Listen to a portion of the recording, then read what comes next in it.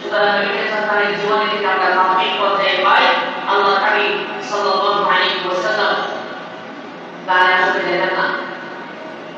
বন্ধুরা নিয়ে গেলে দেখতে পারেন, সুতরাং আমাদেরকেও বিভিন্ন গানের আসক্তি থেকে দূরে থাকতে হবে। সম্মানিত মুসলিমরা, এরপর আল্লাহ প্রসন্ন করা হলেন যুবক বয়সে আল্লাহ রাসূল সাল্লাল্লাহু আলাইহি ওয়াসাল্লাম কেমন ছিলেন।